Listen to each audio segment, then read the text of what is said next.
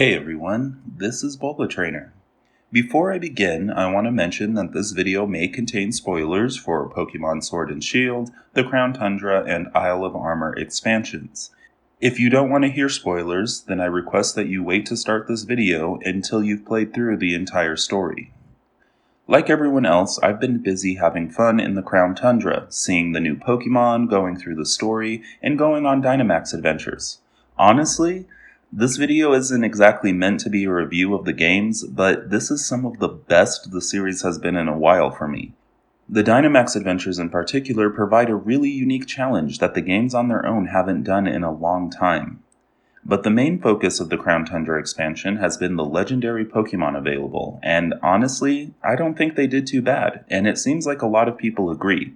It may throw a wrench into some previous theories about legendary Pokémon, but overall, I adore the Galarian forms of the birds, the two new Titans, the two horses, but I wanted to focus on Calyrex.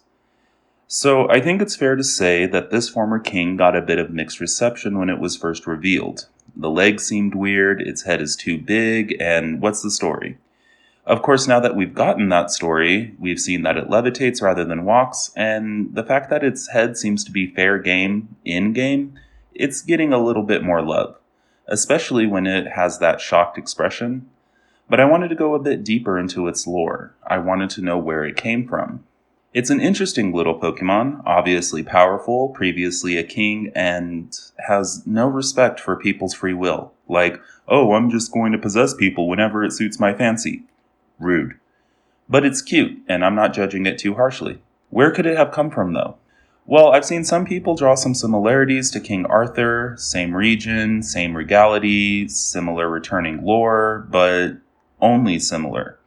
See, Arthurian legend, and can we take a moment to appreciate how awesome you have to be to have an adjectival form of your name?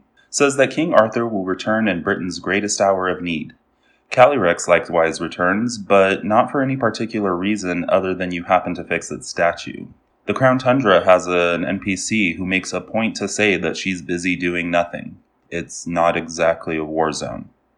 I've seen some people mention that the steeds are meant to reference the four horsemen, even though there's only two of them, and if the steeds are indeed meant to reference two of the four horsemen, which I doubt, then Calyrex could be seen as a Jesus figure. I mean, a returning king who brings life with him, you can see where it's going. But as usual, I have an alternative. In the Greek polytheistic religion, there is a deity by the name of Pan. Pan is an interesting god, not least of all because of his romantic partners. Though, generally speaking, I take myths about the romantic affairs of deities to be more of a symbol of the time those myths were developed, rather than any solid part of the deity's nature. And Pan's nature is certainly interesting on its own. He's the origin of the word panic, for example. There is a god who brings panic, but the word itself is based on Pan because Pan is the wild. I don't mean Pan is the god of the wild in the way that Zeus is the god of the sky. I mean Pan is the wild. Let me explain. Pan didn't have too many temples. There were a couple in Greek territories, but mainly this god is worshipped in the wild. There were groves and forests and fields and caves and sacred trees to this deity scattered around the ancient world because you don't go into a human-made structure to worship nature. The connection to panic I mentioned is because Pan can give an angry shout that causes even other gods to flee in fear. This is likely a connection to the innate fear of untamed nature that we should, or do have. Pan cannot be bound to a temple, Pan cannot be tamed, just like nature itself. We try, and sometimes we do it for a bit, but one strong earthquake or volcanic eruption can remind us of our place. We can split the atom, but if a park ranger warns you that bears have been spotted in the area, you'll probably move campsites. Pan is also symbolic of nature in the wild in poetry and literature. The sometimes the same god with a different name, sometimes different god Faunus of Rome follows a similar path. Bulba fact, even if you've never heard of Pan or Faunus before, which also means you haven't read Percy Jackson, something you should remedy, you've seen his influence. Pan was so much of a rustic god that banning his worship wasn't as simple as in urban centers, both because forced conversion is wrong and people resist it, but also because Pan and Faunus were so ingrained it was hard to remove their influence, and so the features of Pan, Faunus, and their acolytes, the satyrs and fauns, were added to the depictions of Satan. That's why the devil, even into the modern age, sometimes has horns or cloven hooves. Seriously, find me the passage in the Bible that says Satan has horns. Anyway, circling back to these forces of nature, other similar deities are found in various religions, such as Cernunnos, a Celtic deity who is also depicted with horns, Khnum, who is said to be the source of the Nile and therefore all of its vegetation, and the Horned God, a modern neo-pagan deity who is meant to be the true god behind the others mentioned, like how an actor can play different roles. These horned deities and their relation to nature was foremost in my mind when looking at Calyrex, not least of all because I don't see a rabbit when I look at it. I keep seeing people saying that's what it's supposed to be, but the way the coloring works on the forehead here makes me think more of a ram or antelope. Even if I accept that it is a rabbit, rabbits are also related to the springtime, and guess when nature deities are most celebrated? Pan in particular has an interesting story about how one day a sailor was somewhere in the Mediterranean Sea when he heard a voice call out, "The great god Pan is dead." This interesting little story possibly has its origins in another god's ritual involving death and rebirth, which on its own is interesting, but is also sometimes used as an analogy for the fall of polytheism and rise of Christianity.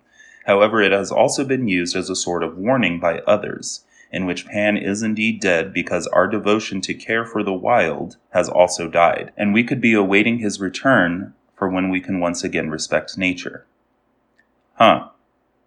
So we have this Pokemon that looks like a ram, but might be a rabbit, both animals linked to horned gods of vegetation in one way or another.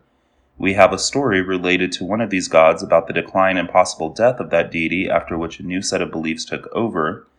We have a character who believes the old stories and repairs a statue, possibly a cult icon, of the Pokemon, which gives it enough power to begin to return. The Pokemon can call forth miraculous flowers at full strength and sustained a rather rustic village and their agricultural need thousands of years ago. It's extremely powerful and is capable of blessing people, healing them, and so on, which may be called divine.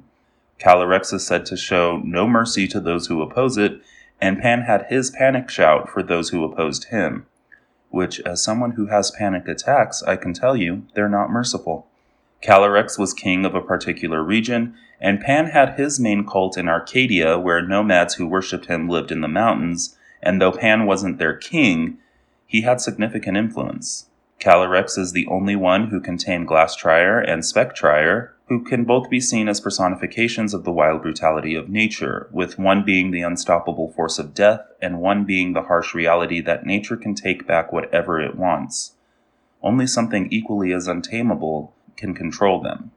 Calyrex is capable of possessing humans, which is not at all uncommon in polytheistic religions. Calyrex also possibly produces its own Dynamax energy, which is going to complicate some other theories I have, but we'll get into that later. The point is that it is powerful enough to do so on its own without the help of other Pokemon. Generally speaking, the really powerful legendary Pokemon are the ones I liken to deities in the Pokemon world, and Calyrex does not disappoint. So, Pan, Faunus, Cernunnos, those horned deities of the wild, the personifications of nature itself, I see as being the likely inspiration for Calyrex, with the horse Pokemon not necessarily being based on anything other than the raw, unstoppable nature of, nature. His return, like the supposed return of Pan, would be symbolic of the need of Galar to again focus on respecting nature. The themes in Sword and Shield touch as well as any kids franchise can touch on such topics such as climate change, pollution, and coral bleaching, and Calyrex I don't see as being too separate from that. Its return, if my theory is correct, is meant to symbolize a return of nature to the minds of people, in the same way that it would be if one of us heard the call that Pan had returned, after we've decided to stop destroying our one and only planet. So that would be the theory. Calyrex is meant to be Pan or Faunus or another horned deity of the wild. It is one of the more powerful legendary Pokemon we've come across, and a lot of its features can back that up. But what do you think? Be sure to let me know in the comments below. Also make sure to subscribe if you'd like to see more of my long-winded explanations of what should be simple topics. I tried to make this video a little shorter than normal so more people would be willing to watch it. So if you did watch it, leave a like, share. I will see you all next time. Thank you, and stay safe.